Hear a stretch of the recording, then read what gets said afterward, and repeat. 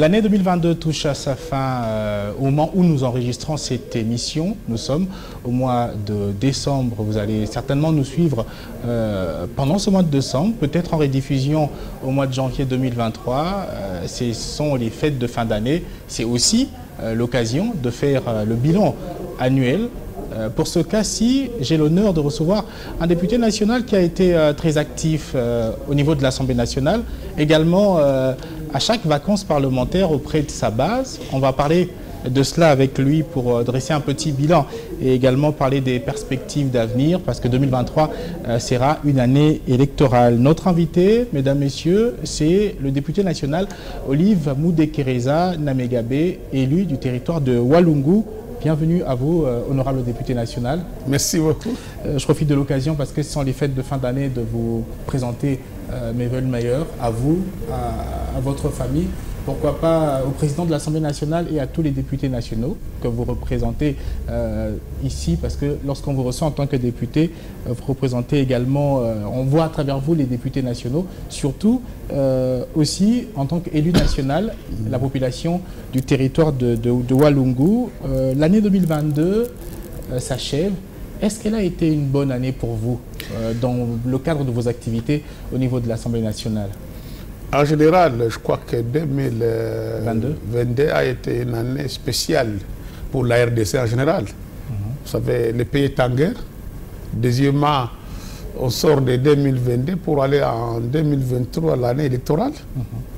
Troisièmement, vous avez vu ce qui s'est passé pendant 2022. Il nous reste 2 ou 3 jours maintenant pour terminer l'année. En tout cas, moins d'une semaine, quelques jours. 3 jours parce qu'il y a demain, vendredi, samedi et dimanche. Nous sommes jeudi et déjà dimanche, c'est le premier. Exactement. Je crois que la dernière nouvelle, la mauvaise qu'on a eue, c'est les morts déjà qu'on a connus ici à Kinshasa. Après la dernière pluie. Il y a 2 ou 3 semaines. Et je crois que nous pouvons dire, comme nous l'avons toujours dit, c'est Dieu qui a les derniers mots. Les 3 jours, 4 jours qui restent, nous avons l'espoir qu'on va bien terminer l'année pour entrer en 2023 avec espoir de réussite de la fin de la guerre et que ce soit une année électorale, qu'on puisse se choisir encore de nouveaux dirigeants. On va parler tout à l'heure d'ailleurs de cette année électorale. Est-ce qu'il y a un fait marquant pour vous durant cette année 2022 à l'Assemblée nationale? Est-ce qu'il y a quelque chose qui vous a le plus marqué? Ce qui m'a fort marqué, je suis dans la commission environnement. On a auditionné plusieurs responsables, des ministres, des directeurs généraux. Et je crois que l'année 2023 en RDC, l'année 2022 quand même, c'est une année parce qu'on a ramené les budgets à environ 16 milliards. C'est la première fois dans l'histoire de ce pays. Et j'avais dit à l'Assemblée nationale qu'il est même possible d'atteindre 20 milliards. Je crois que les budgets, c'est une prévision, mais on peut, si on travaille bien, on peut atteindre même 20 milliards. J'ai démontré noir sur blanc qu'il y a un secteur, le secteur minier artisanal. Il y a l'argent qui échappe au gouvernement. Vous savez, la production minière en RDC, sur l'artisanat, on peut atteindre environ 10 000 tonnes de l'été, donc castérite, colta, wolframite, pour au moins 6 à 7 provinces. Nord Kivu, Sud Kivu, Tanganyika, le Katanga, on peut atteindre 10 000 tonnes. Et les 10 000 tonnes, lorsqu'on l'exporte, il y a des organisations, des organismes internationaux qui prélèvent environ 400 $ la tonne. Là, on peut atteindre, il y a depuis déjà 10 ans, depuis 2012. L'ITRI, c'est un organisme qui est à Londres. Mais pour que le marchandise soit vendu sur le marché international, dans le cadre de traçabilité, on prélève 480 $ la tonne, sans payer ni impôts ni taxes en RDC. Ça représente environ 500 millions de dollars pendant 10 ans. Imaginez-vous, il y a environ 500 millions qui partent comme ça, que l'État peut récupérer et gagner quelque chose. Donc, je crois que le budget 2023, qui est sorti 2022, va être un budget conséquent pour développer le pays, d'abord pour défendre la nation. Et je crois qu'au niveau de l'Assemblée nationale, j'ai soulevé des questions plus importantes. Je parlais des PME, je parlais de l'artisanat, je parlais des microfinances coopératives. Il faut rappeler aussi que vous êtes un grand entrepreneur. Vous avez évolué pendant des années dans ce secteur d'entrepreneuriat. Vous avez même été... Je suis toujours. Oui, je vous l'êtes. D'ailleurs, vous avez même été président de la Fédération d'entreprises du Congo dans le Sud Kivu. C'est pourquoi on amène notre petite expertise au niveau de l'Assemblée nationale en disant, si vous voulez développer ce pays, il faut investir dans l'artisanat, les PME. Commencer par les PME. Et dans une de vos dernières émissions, on a félicité le gouvernement d'avoir accepté d'acheter les riz locaux, acheter toute la production locale pour une consommation locale. Et je vis ici en ville, partout, tous les riz consommés par l'administration, les services de l'État, l'armée, la police, ce sont des productions locales. Et là, ça a boosté la production et ça encourage les producteurs. Et si on continue sur cet élan, ce pays va se développer. J'ai même proposé au gouvernement au niveau de l'Assemblée nationale, en faisant un rapport parlementaire, des écrits, pour dire, si vous voulez développer ce pays, il faut acheter même les meubles locaux. Ce qui est même fabriqué là-bas à nos amis de Minza Delvaux. C'est du bon bois, pas de tel bois, c'est des meilleurs bois. Vous commandez les meubles au Congo pour équiper tous les bureaux de l'administration publique, de l'État, dans tous les services, vous allez voir comment créer la richesse nationale. Et c'est ça, les PME, c'est comme ça. Vous avez vu, mon cher ami, chaque jour, tous les jeunes entrepreneurs, avec les chefs de l'État à l'Assemblée nationale, ils pleuraient, on ne voit rien, on ne voit rien. Les chefs de l'État ont une vision de créer des millionnaires congolais. Mais j'ai toujours dit, créer les millionnaires, on ne les décrète pas. On ne peut pas aller dans les bureaux et dire, voilà, tel décidé, tel est devenu. Non. Mais il faut créer un environnement. Il faut créer des possibilités, lui donner des moyens. Surtout financer les jeunes entrepreneurs. C'est ça, financer, donner des crédits, acheter, les accompagner, prendre des mesures incitatives. C'est comme ça qu'on va créer la richesse. J'ai même parlé à l'Assemblée nationale, j'attends la suite. Le président devrait encore me recevoir avant de rentrer à Bukavu dans 2 jours. Il y a au Sud Kivu, au Nord Kivu, au Maniema, environ 50 millions de dollars de gagne les petits épargnants qui avaient déposé leur argent dans des coopératives, dans les microfinances et dans des banques qui ont fait faillite. Ces gens n'ont jamais été remboursés. Il y a même des gens qui ont perdu 100 dollars, 200 dollars, jusqu'à 600 dollars. Ça, c'est l'économie de l'Est. C'était tenu par des PME, des micro-entreprises et des artisans. Ils ont vu leur argent évaporer dans des microcrédits, dans les coopératives, qui sont sous liquidation de la Banque centrale.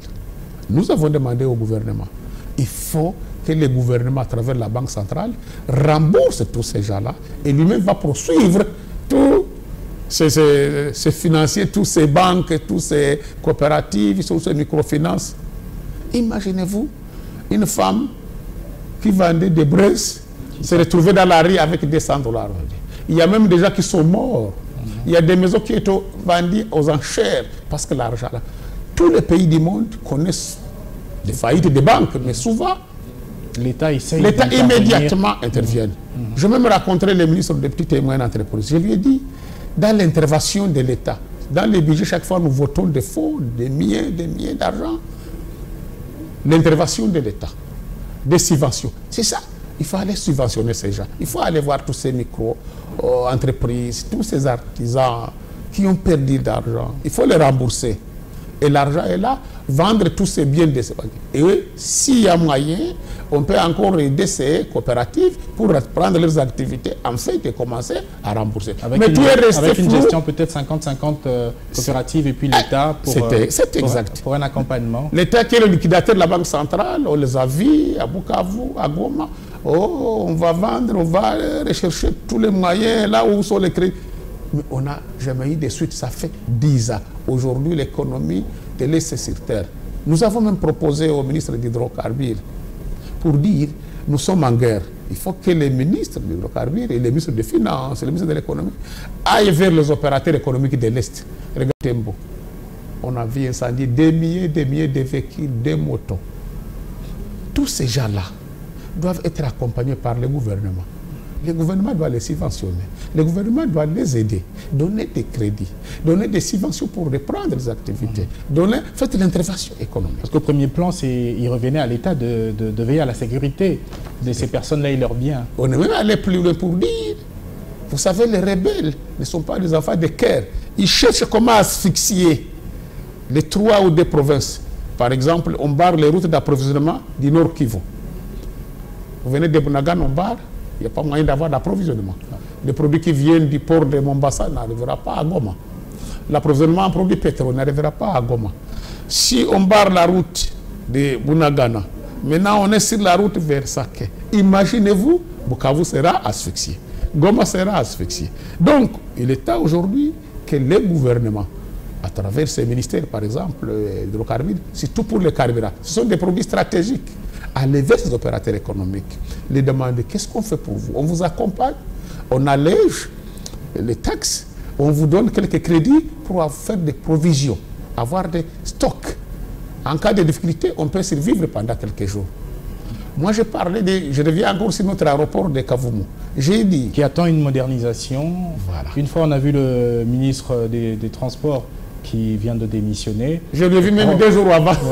Promettre qu'il allait avoir des travaux. On a vu quelques travaux parce que le pape devrait arriver, ou à la veille de l'arrivée du couple royal belge, qui est passé par là aussi.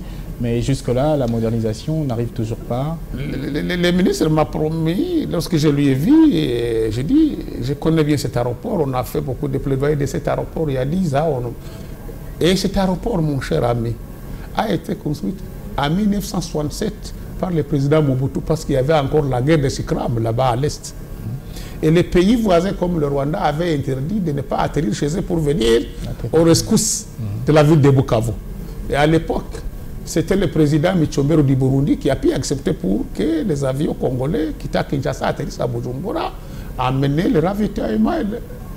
Mais Mobutu a construit cet aéroport de 1200-1500 mètres pendant une année.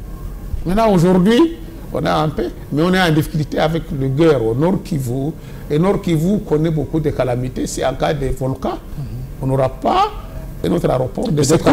Avec l'effectivité du programme de développement de 145 territoires, peut-être qu'il va booster un peu les choses. Les 145 territoires, c'est les routes d'abord, je vous l'ai dit. On a fait plusieurs émissions avec vous ici. Depuis mon arrivée à l'Assemblée nationale, c'était mon premier projet que j'ai amené à l'Assemblée nationale pour dire qu'il est possible de reconstruire ce pays en commençant par la base, les territoires. Je suis même allé plus loin, j'avais mis 1450 groupements, en prenant par chaque territoire 10 groupements. Et j'avais dit, avec 2,6 milliards, on peut reconstruire ce pays en construisant 10 infrastructures de base. Un marché, addiction d'eau, un microcentrale, le bureau, une école, un centre hospitalier, un terrain de football. Avec 1 million, vous le faites dans chaque territoire, chaque année. Pendant 5 ans, vous lancez ce pays. Et à ce moment-là, il y a aussi les routes de dessert agricole. Vous pouvez faire dans chaque territoire 100 km de routes de dessert agricole d'interconnexion. Et nous demandons au gouvernement, faites maintenant des grands investissements pour faire les routes nationales. Parce que même si vous travaillez dans les territoires, vous faites les routes de dessert agricole, si vous ne construisez pas ou réhabilitez les routes d'intérêt provincial, d'interconnexion, ça ne sert à rien. 2023, c'est l'année électorale. Vous pensez, honorable, que le gouvernement aura le temps pour penser encore au développement? Parce que ce sera une année de tractation politique, les alliances, il faut financer les élections. Il y a déjà les moyens et plusieurs tranches ont été déjà données à la CENI. Il reste un peu d'argent, mais on le sait tous qu'il y aura certainement de l'argent à donner à tel pour se rassurer d'être élu. Pensez-vous qu'on va en 2023 penser encore développement que de penser que élection et réélection des candidats ou des présidents? Ailleurs, on fait des élections et on construit le pays.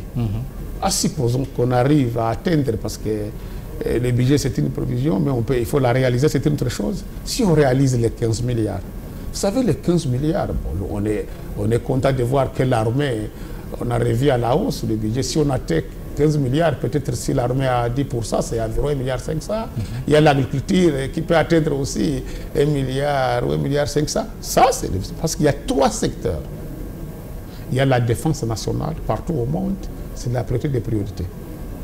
Il y a l'agriculture parce qu'on ne sait pas faire l'armée sans manger. D'ailleurs, on félicite. Je suis vu le ministre national qui a parlé de l'industrie militaire. Il ne faut pas qu'on importe les ratios des combats. On peut fabriquer notre kikwang ici. Le ministre de la Défense l'a dit, parce que c'est un projet inscrit dans le document de politique de défense nationale qui a été présenté. Et nous, les opérateurs, vous savez, ailleurs, l'armée travaille avec les opérateurs économiques. Partout au monde, c'est l'armée qui ont commencé à construire les routes. Parce que les routes fait le développement. Dans quel sens? C'est pour l'approvisionnement, c'est pour le ravitaillement. Et les opérateurs économiques sont venus derrière l'armée. Ils ont dit on va commencer à payer l'impôt. Si on vous paye l'impôt, vous allez nous faire les routes. Et si l'État nous fait des routes, nous allons plus vendre nos produits et vous allez nous sécuriser. C'est pourquoi, vous voyez, dans l'armée, il y a le génie militaire. Et c'est l'armée partout au monde qui ont ces routes. Et ici, nous disons, l'armée doit travailler avec les opérateurs économiques. Moi, comme opérateur économique, je commence à faire des propositions. Si on fait une industrie militaire, sur le plan agroalimentaire, nous sommes prêts à accompagner le gouvernement. Pourquoi? Nous produisons les haricots, nous produisons le maïs, nous produisons du café. On va produire plus parce qu'on va du germoir aux pépinières, à la plantille, aux récoltes, à la transformation et à la consommation directe. Il y a déjà un exemple avec ce que fait le service national, géré par un général-major de l'armée, avec des militaires autour de lui, même si c'est vrai que le service national aujourd'hui se met également à former pour une réinsertion sociale les jeunes qui s'adonnent au banditisme urbain. Mais c'est un exemple patent pour dire que l'armée peut également effectivement produire. D'ailleurs, on parle de 150 000. Vous savez, on a la guerre aujourd'hui, mais la guerre va se terminer. Lorsqu'on sera dans la paix, qu'est-ce que l'armée va faire? On peut faire l'armée de production. On peut faire des brigades agricoles. On peut faire le brigade de génie civil. Nous construire des ponts, des édifices. J'étais en train de proposer au gouvernement, il y a 5 routes pour relier tous ces pays. La route RN1, la route RN2, la route RN3, RN4, RN5. C'est environ 8000 km. Vous quittez le Katanga jusqu'au Congo central, 3000 km. Vous quittez Bukavu jusqu'à Kinshasa, ici 2500 km. Si on relie ces routes, environ 8000 km, qui peut nous coûter 20 milliards. Le gouvernement peut aller emprunter, la Banque mondiale et dit 20 milliards, je fais 8000 km de route. Vous allez voir ces pays, tous ces blancs chinois, américains, européens viendront travailler ici parce qu'on aura du travail. Tous ces blancs, il n'y aura plus même de guerre. Et on va connecter tous les pays, on va tout produire. Et nous allons continuer à intéresser à l'armée. L'armée, à ce moment-là, va nous construire des pots. C'est là où se trouvent les grands ingénieurs vont faire des pots. Et sur l'industrie alimentaire, ils vont produire à manger pour eux et à vendre à la population. À un prix très raisonnable. D'ailleurs, je vais proposer qu'on a fait à Kanyamaka CCC, au Katanga. Oui. Nous avons dans la plaine de la Russie plus de 10 000 hectares où l'armée peut faire des brigades pour la production. Maïs, nous avons tout encore plus. Maïs, haricots, manioc. Et à ce moment-là, on va avoir une industrie agroalimentaire pour l'armée. L'armée est le grand consommateur. J'ai même proposé à l'armée, j'ai écrit, vous savez, nous avons des jeunes entrepreneurs, même des personnes vivant avec handicap.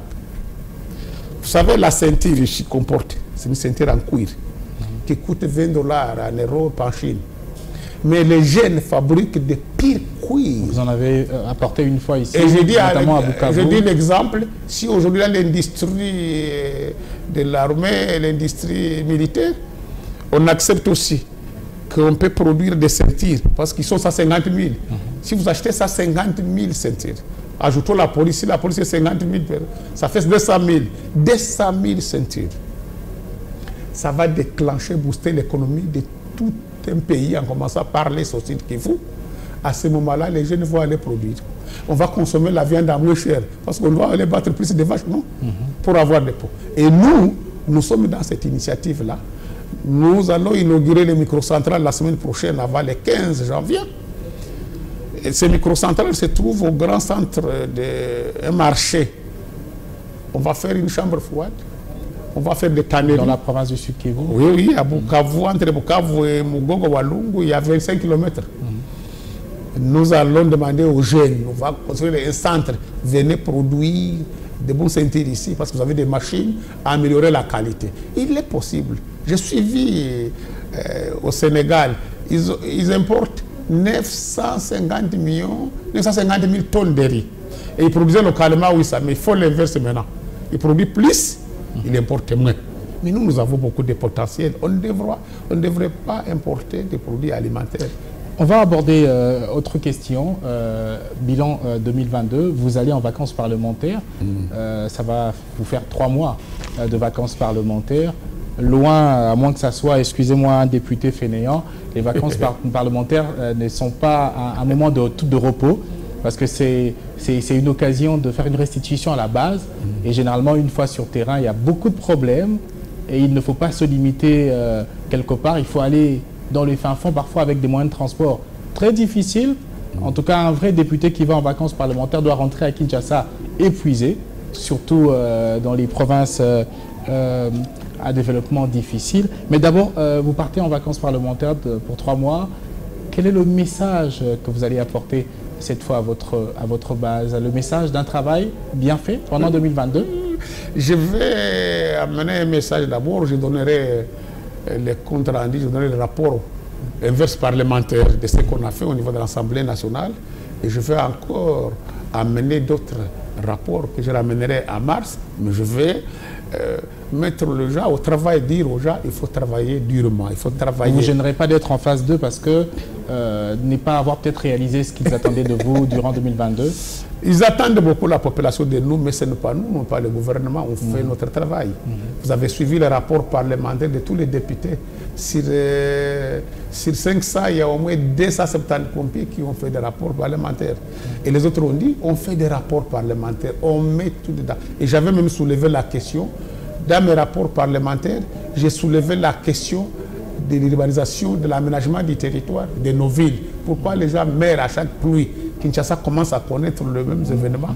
À Bukavu, on les connaît. Chaque fois quand il pleut, il y a un monde. Inondation, il y a des réseaux qui s'écoulent. Les incendies. Et nous avons dit, nos villes déjà, nos villes de la RDC, dépassent même les limites. Vous savez, une ville déjà au-delà de 5 millions de personnes, comme Kinshasa, c'est une grande ville mégapole. Ici, nous avons des villes comme Bukavu au-delà des 1000. Vous parlez de ce terrain, nous allons sur le terrain. Maintenant, nous partons dans avec notre casquette. J'étais un député, j'étais du secteur privé. Maintenant, nous, on a fondé notre propre parti politique. J'amène un parti politique qui s'appelle APOSEM. APOSEM, c'est-à-dire Alliance des paysans, ouvriers et classe moyenne. Okay. C'est un parti qui a été fondé ici avec mon collègue Etina Abdo, un député de Maïndombe, qui est actuellement DGA à la DGI. Et nous sommes les cofondateurs de ce parti, parce qu'on avait la même vision. On nous voit sur le terrain. Notre parti, c'est des paysans. Les paysans au monde, c'est-à-dire les agriculteurs. Nous sommes avec les gens de la base. On travaille la terre. Tu me vois chaque fois avec des roues.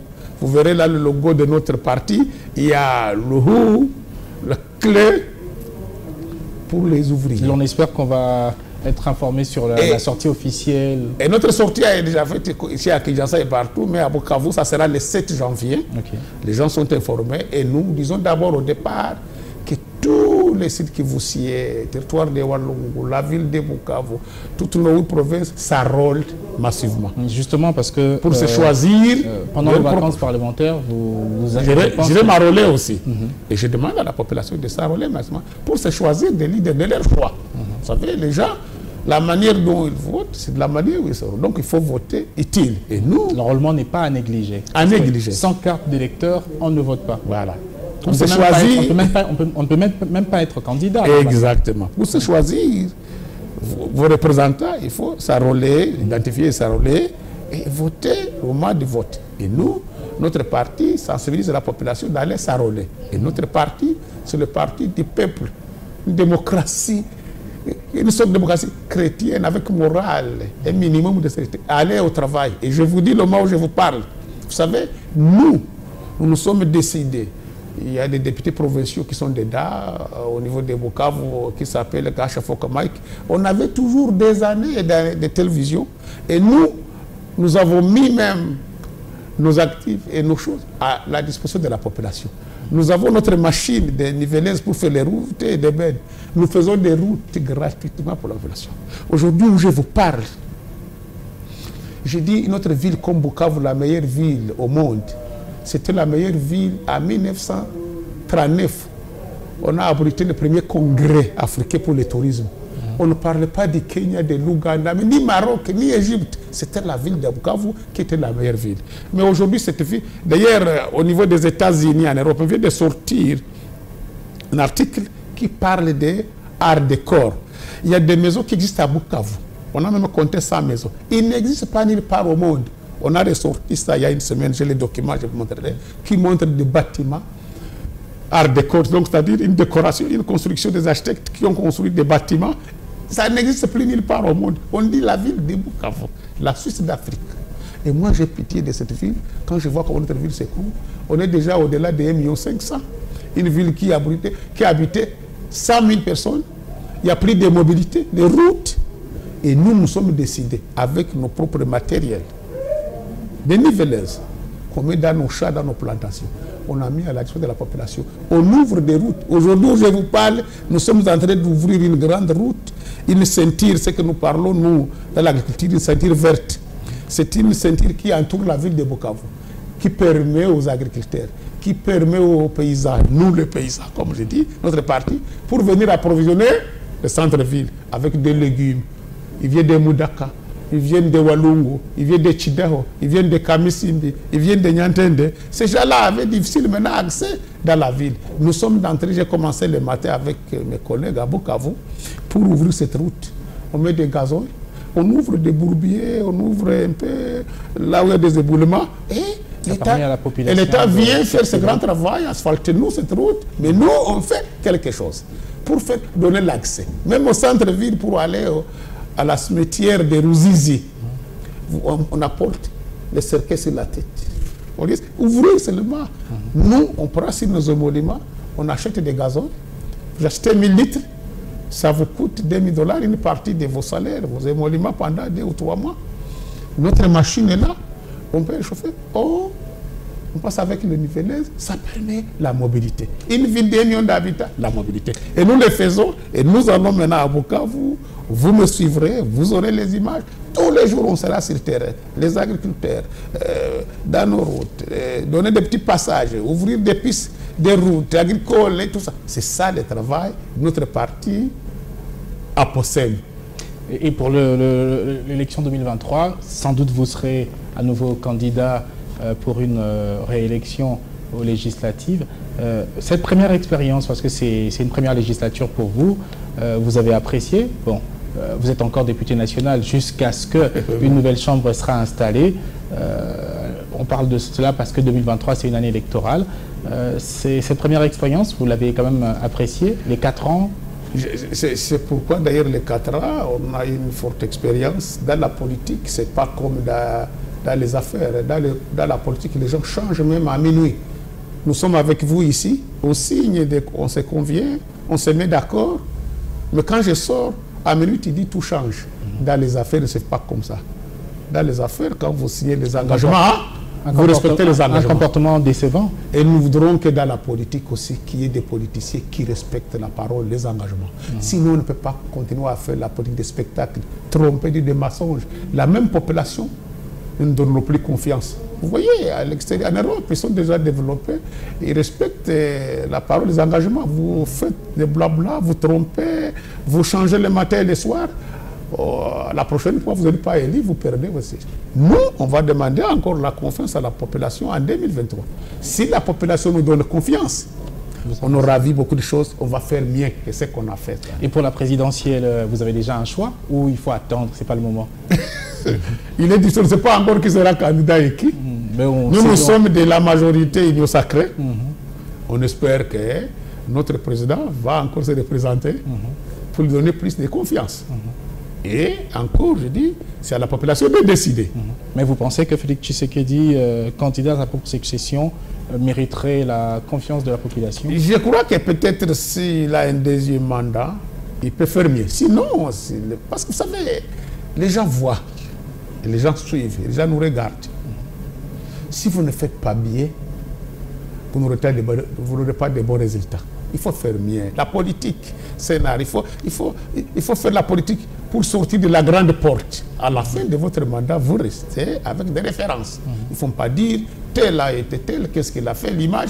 Ce que nous faisons aujourd'hui, nos enfants les payeront et nos arrière-enfants, parce que nous devons être des références. Nous devons être un modèle. Les politiques, pour moi, c'est la clé du développement. Un homme politique peut déclencher le développement. Et il faut avoir du courage et la volonté politique. Rendre service, être redevable. Nous sommes redevables de vous, vous les dites. Vous, c'est vous les mandats. Nous sommes votre mandataire. Vous nous donnez des mandats. Votre voix coûte. Votre voix a une valeur. Il ne faut pas jeter votre voix. Donc, quand vous choisissez quelqu'un, ça représente quelque chose. Quel que soit le président de la République, quel que soit un député national, provincial, élu local, votre voix vaut beaucoup d'or.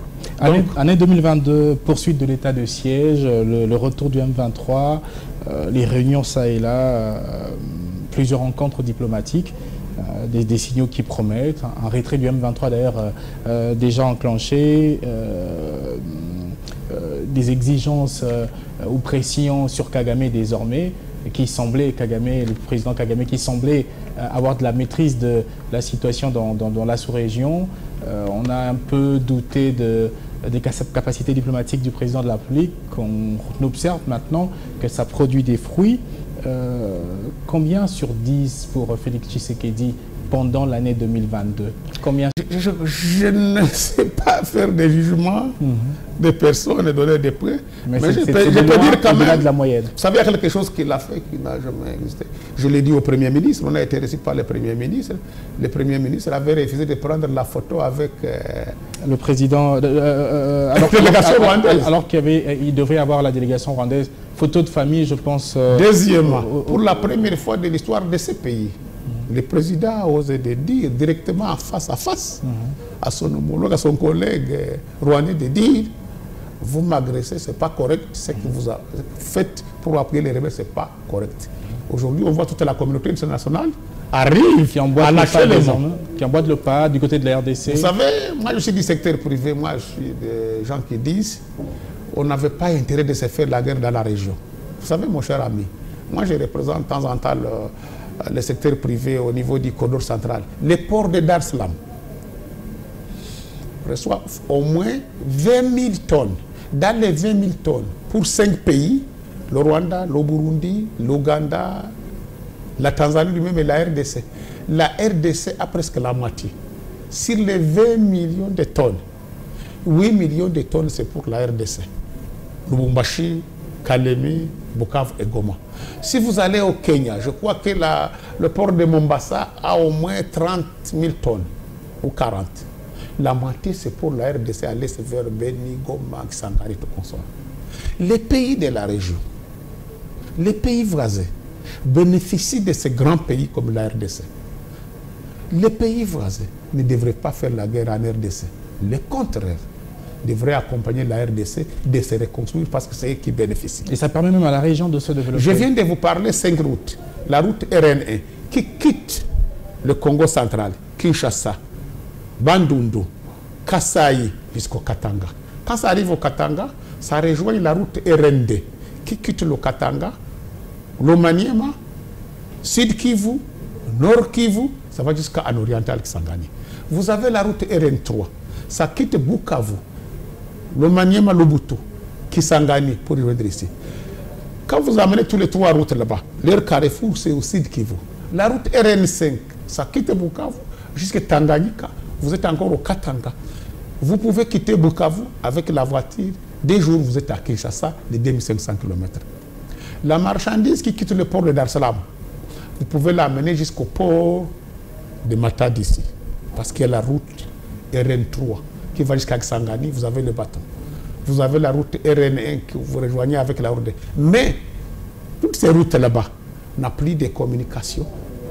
Vous ne pouvez pas accéder à Kisangani, à Bukavu. Vous ne pouvez pas accéder au Maniema en quittant le sud Kivu pour aller au Kasaï. Vous ne pouvez pas aujourd'hui, d'ailleurs, pour aller au Katanga avec la RN5, difficile. Même Goma aujourd'hui et Bukavu, c'est coupé entre Calais. Tout ça, nous avons dit, c'est environ 8000 km de route. Construisez-nous ça. Vous allez voir comment le GA, la RDC, va être le déclencheur des économies de tous ces pays d'Afrique. Donc, le Rwanda, le Burundi, l'Ouganda, la Tanzanie, le Kenya, tous ces pays devraient accompagner la RDC. Ils n'ont pas d'intérêt à faire la guerre à la Pas d'intérêt de faire la guerre. Ils perdent d'ailleurs. À la fin des faits, ils seront les plus perdants d'ailleurs. Lorsque tous ces Congolais, les grands consommateurs, vont commencer à s'écarter de ceux qui seront les perdants. Et aujourd'hui, je crois que le seul conflit, c'est le Rwanda là, et l'Ouganda qui fait. Mais nous venons de signer, voter au niveau de l'accord commercial entre le Burundi et la RDC à l'Assemblée nationale. Mais nous avons dit, espérons que le Burundi ne sera pas comme le Rwanda qui joue des cartes à la fois. Il faut qu'il accompagne la RDC. Parce que c'est le Burundi qui sera plus bénéficiaire de tous ces accords là-bas. Parce que nous avons plus de, dans la région de l'Est, de Tanganyika, Nord Kivu, Sud Kivu, Maniema oriental, environ 50 millions, 20 millions, 30 millions. Ces 30 millions vont consommer les produits venant du Rwanda. Même si du Burundi. Même s'ils peuvent acheter quelque chose chez nous. Mais aujourd'hui, en attendant de véhicules de temps en temps. Exactement. Leurs camions transportent des marchandises de tous les Congolais, de Kisangani, de Bukavu, de Goma, de Lubumbashi, en quittant le port de Dar es Salaam. Il y a au moins, nous payons $7 000 de Dar es Salaam jusqu'à Bukavu. Il y a au moins 100 camions par mois. Imaginez-vous si nous avions notre route de Kisangani. Les $7 000 seront payés de Bukavu pour aller à Kisangani et pour aller à Matadi. 2500 km, Tanzanie, Goma, 1500 km. Vous vous imaginez la richesse qui dispose la RDC? Mais il faut construire ce pays, il faut investir dans ce pays. C'est pourquoi on dit au gouvernement, il faut réserver un peu une partie des budgets pour l'investissement, construire des routes. Si nous n'avons pas de routes, je l'ai dit à l'Assemblée nationale, nous sommes les seuls pays au monde, pour atteindre la capitale, il faut que ça soit par avion. Ailleurs, vous pouvez quitter Rome jusqu'à Paris, c'est 2000 km, vous avez 20 heures. Mais nous, Bukavu, jusqu'à Matadi, 2500 de plus long, c'est 48 heures de jour. Voilà, c'est bon, par route. Mais aujourd'hui, qu'est-ce qu'on fait? On peut faire même une année sans atteindre. Il faut faire l'avion. On ne peut pas construire un pays ou développer un pays par un transport seul aérien. Nous avons un transport multimodal, les chemins de fer, routiers, maritimes, lacistes. Mais il faut que cela tourne et que ça soit interconnecté. Et vous allez voir la RDC, le GA, qui dort comme on dit ailleurs, mais il faut le réveiller. Olive Mudekereza, député national, un petit message, c'est peut-être le mot de la fin de cet entretien, peut-être à la population de Walungu, du Sud Kivu, les vœux peut-être à présenter à des proches en une minute.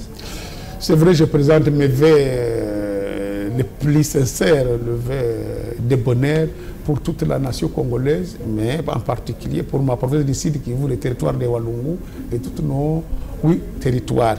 Je les présente les meilleurs vœux pour une année d'espoir, parce que tant qu'on vit, Dieu peut encore tout changer et tout peut faire pour nous.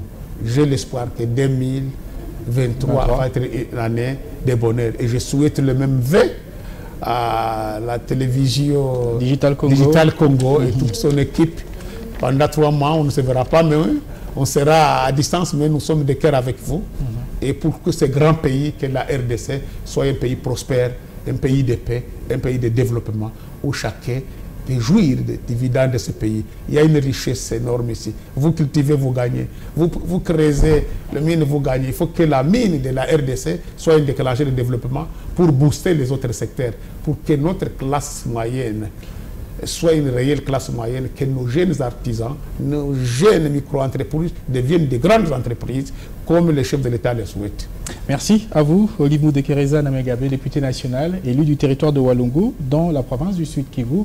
Merci de nous avoir un peu dressé le bilan de ce qu'on peut retenir de ce que vous avez eu à faire comme travail. Vous avez même lancé un message important pour l'année 2023 pour ce qui sont des élections à venir, surtout à la population de s'enrôler. Vous partez en vacances parlementaires. Nous savons que nous aurons certainement des images de ce que vont être vos vacances parlementaires. Merci encore une fois d'avoir répondu à notre invitation en ce mois de décembre. Merci beaucoup. Merci, à nous revoir prochainement.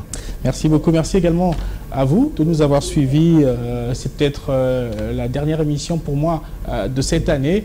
On va certainement se retrouver très vite en 2023. On ne va pas attendre longtemps dès le 1er janvier. On sera déjà en train de travailler pour vous servir à nouveau. Merci à la coordination, merci à l'équipe rédactionnelle et technique qui nous a donc accompagnés pour la réalisation de cette émission. Portez-vous bien et bonne fête de fin d'année.